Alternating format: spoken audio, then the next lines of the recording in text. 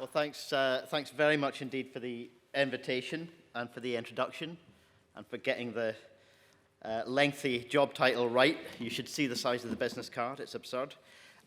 Good morning, everybody. I really am pleased to be here to open your session today and talk about the really critical role that reducing emissions from our homes and buildings has to our shared objective of ending Scotland's contribution to climate change. It's a monumental task, but it's a very necessary one. We can and we must make very significant progress toward eliminating these emissions over this decade and reduce them to zero by 2045. Transforming our homes and workplaces is going to be immensely challenging. It's going to require action from all of us throughout society and the economy. And that's why actions like the Scotland Excel Energy Efficiency Contractors Framework being highlighted here today are so important. Our homes and workplaces account for about a fifth of Scotland's overall greenhouse gas emissions. So meeting our statutory 2030 economy-wide targets requires an emissions reduction from heating of 68% below their level in 2020. And to achieve that, it's essential that homes and buildings achieve a good standard of energy efficiency. By the end of this decade, we want to see a large majority of homes achieve a level of efficiency at least equivalent to EPC-C, with all homes meeting that standard by 2033, wherever it's feasible and cost-effective. Not only will that reduce emissions from our buildings, it'll also help to ensure that energy costs in the future are affordable and that we continue to remove remove poor energy efficiency as a driver of fuel poverty. Those of you here today know a huge amount about energy efficiency. It's been a major and a growing focus for decades now, and looking ahead to yet more work. But energy efficiency is no longer enough on its own.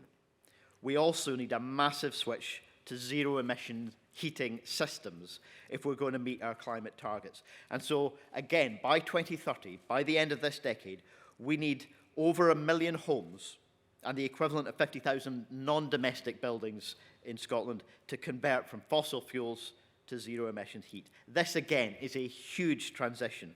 It'll affect communities, businesses, and households right across Scotland. Achieving this scale of ambition is going to mean a significant acceleration in the rate at which these zero-emission heating systems are being installed. In recent years, we've seen a few thousand such systems installed in homes every year, and we need this to grow rapidly so that around 200,000 are being installed each year in the latter part of this decade. To reach that kind of scale, we need champions within industry to grasp this challenge and drive forward the growth of skills, quality assurance, consumer engagement that's vitally needed across the whole supply chain. There are huge opportunities for those working in the industry who move early. We estimate an additional 16,400 jobs could be supported across the economy in 2030, and £33 billion worth of spending across the economy by 2045. I want to say those are not just jobs. I think there are high-quality, long-term careers to be had in doing this work in Scotland. A huge economic opportunity, not just a challenge. And the Scottish Government stands ready to support industry on this journey. Over the coming months, we'll be publishing a new supply chain delivery plan that sets out a broad system of support for skills and supply chain development. You'll hear more about this from my officials shortly. And unlocking investment in the supply chain has to start with clear demand for the products and services. So alongside the support of industry, we need anchor consumers in the market to help us build trust and confidence. Our investment of at least £1.8 billion of public money in this Parliament in heat and energy efficiency is designed to stimulate the market and kickstart this transition. Social landlords, local authorities are crucial partners here, and by making use of Scottish Government support, they can help to create the right conditions for supply chain investment, supporting that transition and delivering the highest quality outcomes for their tenants, and also transcending just those social housing tenants, actually building out into the wider housing market. They can be leaders within their communities, not just looking at their own internal businesses. So the housing sector is, of course, playing that leading role in improving the energy efficiency of Scotland's homes, cutting emissions, keeping the costs down for householders. 89% of homes in the social rented sector now meet the requirements of the first energy efficiency standard for social housing. There's much more that we need to do beyond that, though, to transform our social housing stock into zero emissions homes fit for the future and affordable for people to live in. So we're supporting housing associations and local authorities through the Social Housing Net Zero Heat Fund. And that'll provide £200 million of grant support over the course of this Parliament. That's alongside maintaining our investment in the area-based schemes programme. And that includes an increase in the level of grant in aid per household to include funding for zero emissions heating and microgeneration measures. We remain keen to give councils the flexibility that they need to develop their area-based schemes and other local schemes to reflect local circumstances and needs. In addition to supporting social landlords, we've got a suite of programmes delivering funding and advice to homeowners and businesses across Scotland. Taken together, this support amounts to a very significant investment in zero emissions heat and energy efficiency across Scotland. And it's essential that that support package continues to evolve in alignment with our heat and buildings strategy. This year we'll be launching a new dedicated National Public Energy Agency, and that will be tasked with coordinating and our delivery programmes and it's increasing both the pace and the scale of heat and energy efficiency retrofit across the domestic, non-domestic and public sectors. Underpinning the success of these delivery activities will be the need for much broader public engagement on heat decarbonisation and energy efficiency in Scotland. So we're developing a new public engagement strategy for our communications and wider engagement activities on heat decarbonisation over the coming years. And the new agency will implement this strategy as well as acting as a centre of expertise to provide capacity, support and expert advice to local authorities, social landlords and developers. We'll establish the virtual agency by September this year, and that will be a stepping stone to a dedicated body which will be in place by autumn 2025. But as well as these sources of investment and support packages, we also have to work toward a framework of regulations. And that's what we're doing. Regulations that will be in place and effective by 2025. That is going to set clear standards for property owners across all tenures and building types on the heating systems and energy efficiency of their buildings. This framework of regulations will give the certainty and assurance to secure investment and give confidence to the supply chain. By regulating, we can stimulate the market for zero emissions systems, in turn supporting those good, high-quality green jobs I spoke of earlier and driving down costs for households. So we have been working extensively with industry to understand the ways in which the supply chain needs to develop to support the scale of these ambitions. It won't be easy, but our investment in this Parliament will be helping to kickstart an industrial transformation and the growth that's required across the heat and buildings sector. Now, it's absolutely right and necessary that as the Scottish Government, we've committed a substantial public investment into this heat transition. But we know that the overall cost of transforming our building stock can't be borne by government alone. So we've also established a Green Heat Finance Task Force that's already meeting and working to identify innovative solutions to maximise investment from public and private sectors and to find new ways to spread the upfront cost of making these investments to make our properties and our homes warmer, greener, and more energy efficient. This challenge of decarbonising our buildings is only one part of wider changes that we need to achieve across our communities. Those changes will extend to transport, with active travel becoming much more widespread, strengthening local economies, and much more besides. And so across Scottish Government policies, it's really important, therefore, that we strive for a place-based approach that unites all of these different strands. It's illustrated, for example, in the forthcoming fourth iteration of the National Planning Framework, which proposes networks of 20-minute neighbourhoods. Taking this place-based approach to heat in buildings and working with local government to put in place local heat and energy efficiency strategies will support local planning, coordination and delivery of the heat transition across communities in Scotland in a way that's right for the circumstances of each community.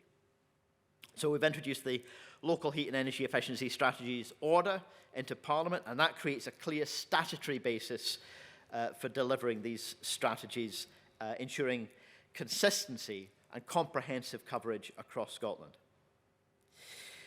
We do need to get this transition right for every community in Scotland. The Heat in Buildings strategy, I believe, is the strong foundation for starting this work, securing emissions reduction that's needed from our buildings to respond to the global climate emergency, to demonstrate tangible commitments to our international partners, to create economic opportunities for Scotland, and to improve the buildings in which we live, work and play. That strategy sets a clear direction for our heat transition, and I've sought today to set out what the Scottish Government is doing and will continue to do to support that journey. I don't understate the scale of this task. It is enormous, and I'm hugely grateful to everyone who's working here today, everyone whose work going forward will continue to contribute to meeting that challenge. But the prize, the opportunity of meeting this enormous challenge, that opportunity is also enormous as well. We've seen this year how quickly and how harshly our current energy systems have amplified the cost of living crisis. We've seen how the tragic, horrific events in Ukraine have heightened awareness of our over-dependence on fossil fuels.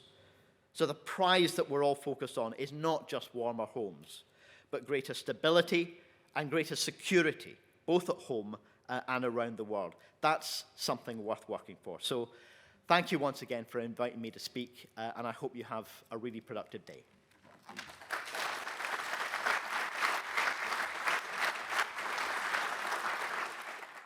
We've got a few minutes that can take some questions before I introduce our next speaker. So, first of all, on behalf of Scotland Excel, thanks very much, Mr. Harvie. It was really informative, and we appreciate you taking the time. Thank you. Very welcome. Questions, please. This lady here, please. There's a microphone just coming.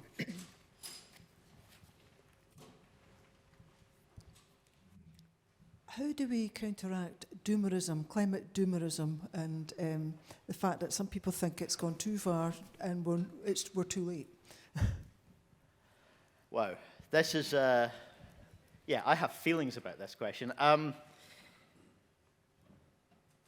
Just before the first lockdown, just before COVID hit, I was invited to speak at one of the school climate strike demos in Glasgow, in George Square. My mum happened to be in town at the time. Now, my mum was a green activist back in the 70s and the early 80s, at a time when very few people had this on their radar. And so my mum was invited up to speak as well. So you had these three generations of angry, impatient climate activists. And there is a real danger that the younger generation think it is too late, the world's been screwed, the previous generations failed us, and give in to defeatism. They're not doing that. And that I think, needs to give us real hope and real challenge, because they are angry, and we and previous generations have failed them, but they are not resigned to that failure. And so we need to rise to that challenge. Back when I first started in this job as an MSP, not as a minister, nearly 20 years ago now, climate denial was still floating about, including inside Parliament, in multiple political parties. That climate denial led to inaction, and the propaganda pumped out by the fossil fuel industry as fast as they were pumping out oil and gas, that led to inaction globally as well. Defeatism would also lead to inaction.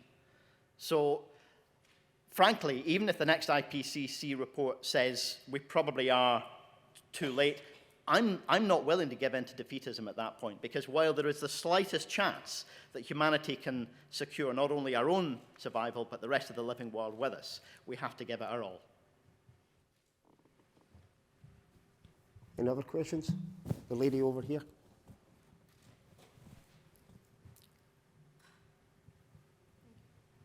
Hello. Maybe it's a bit of a technical question, but there was a mention into building regulations earlier on, and I would like to ask, is there any thinking of incorporating maybe passive house or net zero carbon certifications into the building regulations? Because at the moment we are doubling up, we are providing higher standards that the building regs state, and we still have to provide all the calculations and all the documents we need for building regs. Thank you. Got you. I focused mostly on the retrofit challenge in my speech today, and I'm aware that that's not everything. We need to be making sure that we're improving new build as well. We have just made further changes to the building standards. That was focusing mostly on the fire safety issues that we've obviously, all countries have been working on successively over a number of years, successive changes on fire safety, and that's obviously been a priority since Grenfell. There were some energy changes as well, though. The more substantial changes that we're going to be making on the energy side in terms of new build are for development in 23, for implementation in 24. We're working on a new build heat standard and further changes to the building regulations. And as part of that work, yes, we are looking at the opportunities that something equivalent to passive house. So I think there's a range of ways of getting to that same outcome. It doesn't necessarily need to be sort of passive house TM, if you like, but a range of ways of getting to that outcome can be built into that work that we're doing over the next couple of years. The other week, I visited a new social housing development in Glasgow. I think they were saying either this week or next they're getting their first tenants in, built to passive house standards, and my word, you can feel it when you walk in. It's such a different experience, and I think that there are really going to be stories to tell from those kind of tenants' experience when they realise just how little they're having to pay to run the energy systems in their homes.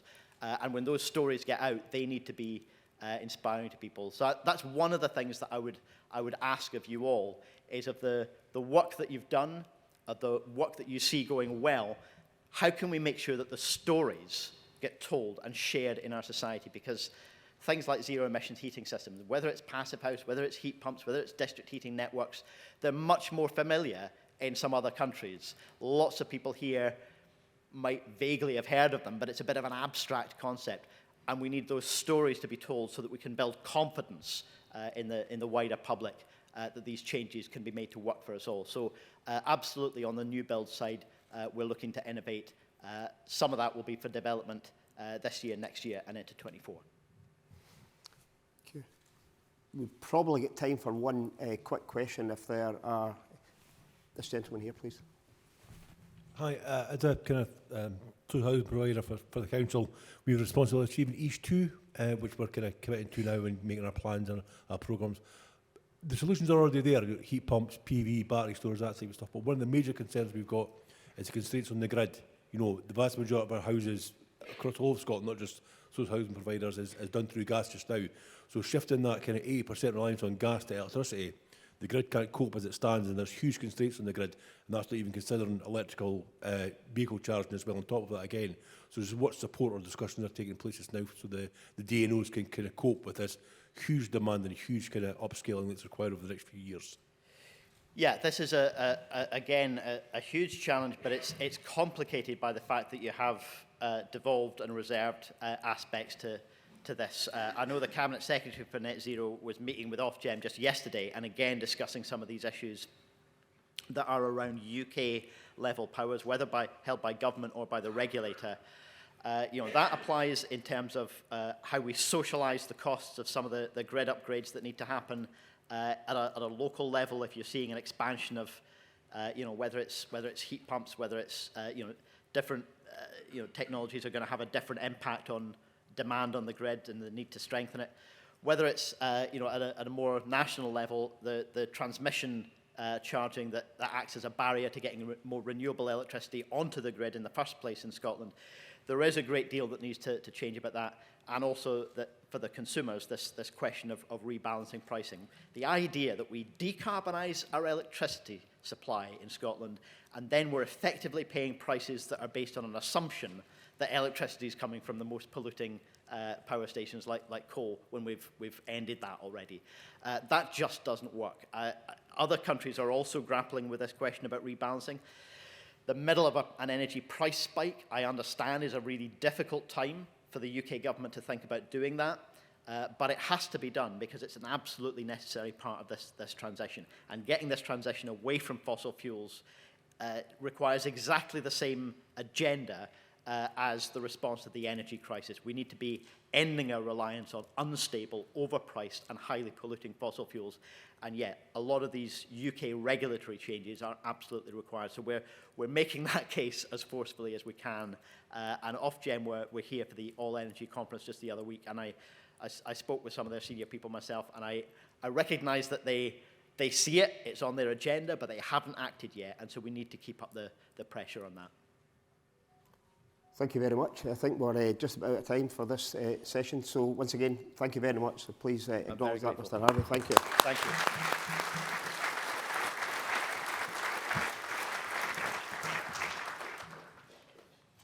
Thank you very much.